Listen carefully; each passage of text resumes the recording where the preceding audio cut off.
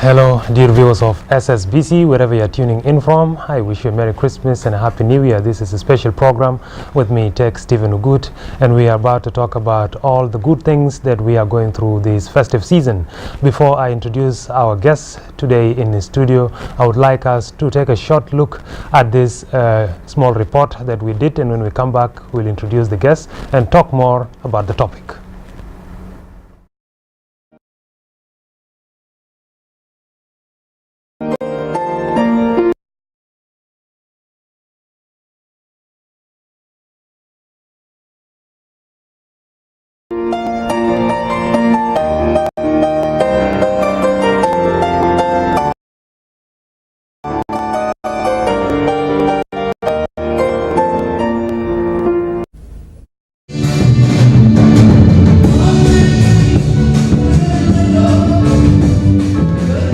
A group of South Sudanese journalists alongside local artists organized a get-together function to receive and interact with their visiting colleagues from Eritrea who are in Juba to celebrate the Christmas and New Year.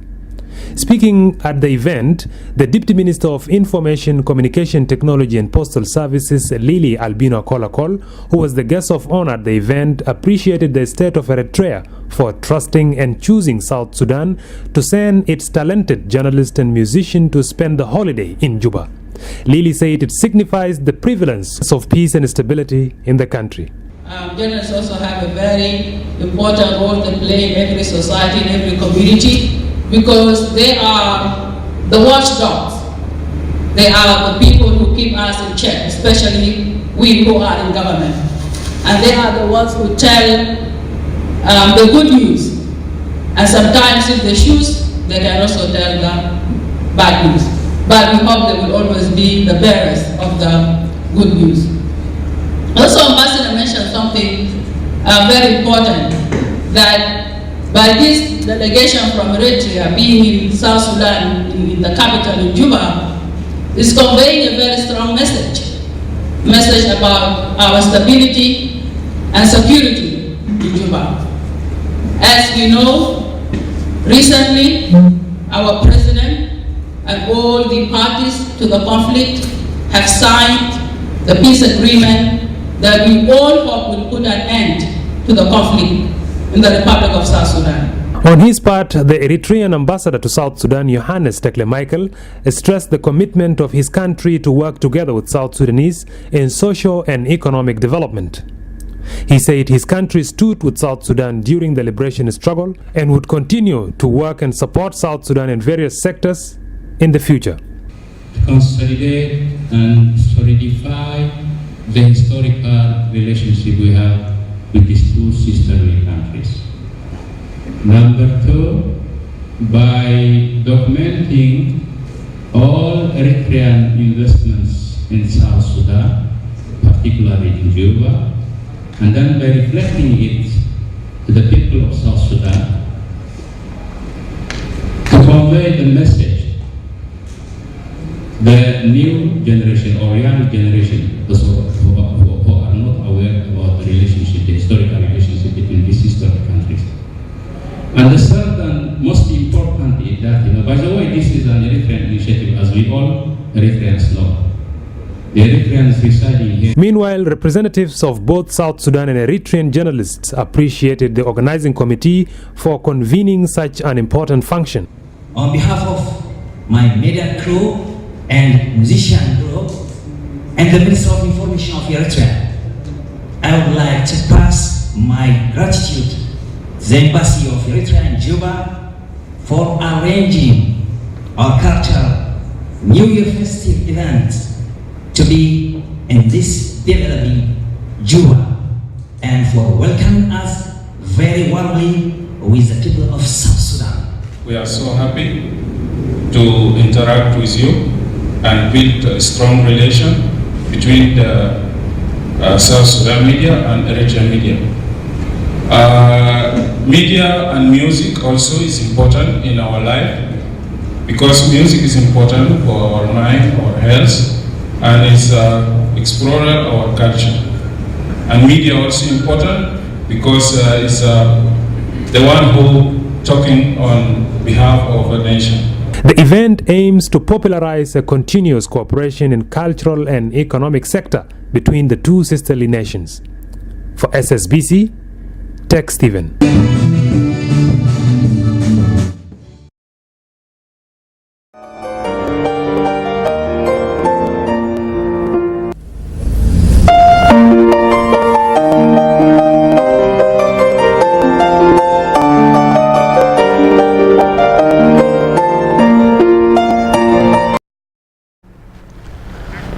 Welcome back to this special edition, and as you've seen in that report, I am now glad to introduce you our guest for this evening, and is none other than the Eritrean Ambassador to South Sudan, Johannes Tekle-Michael. Welcome.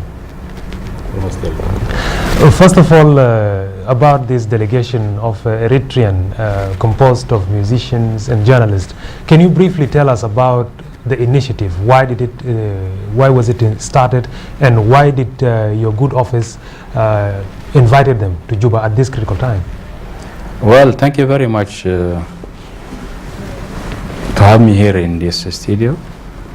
Well, first of all, as we have always said it, the relationship between these sisterly countries is historical.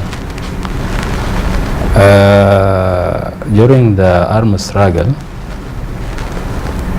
we were there with them working together for their independence. And then even after independence, all the Eritreans consider South Sudan as their second home. That's why they came to South Sudan and they invest here in all areas of investment. To come to your question, we have received 27 artists and journalists on December 24. The aim and purpose of this guests, we are going to organize a very big event on the eve of Christmas, on the eve of New Year in Freedom Hall. It's going to be a very big concert. The purpose of this concert is to show, at least to play as Eritreans, our modest role, that by broadcasting live such kind of concerts to the world, to show that there is no any peace is prevailing in South Sudan and there is no more security threats. This is one. Number two, by documenting all Eritrean investments in South Sudan, to reflect them to the people of South Sudan, so that to know the historical relations we have with these two sisterly countries, especially for the young generation. Those who used to be part of the revolution, they know the history, no problem. But the young generation, they're not aware about the historical relations. So one of the purpose of this concert will be to convey the historical relationship between these historical countries through this concert. And by the way, it's an Eritrean initiative. The Eritreans residing here in South Sudan, under the umbrella of the embassy, they are intending to enhance and consolidate the historical relationship between these two countries through this concert. So in short, as we always said it, we Eritreans consider South Sudan as second home. Not only theoretically, but practically. We have been there together with the struggle of this country. And the choice of place and time, one would ask themselves, why Juba and why this critical time of holiday, and not just 1 day, 2 day, a long day from the 24th all the way to the 3rd. It seems like a long day during a holiday and the choice of a country. Can you tell us more?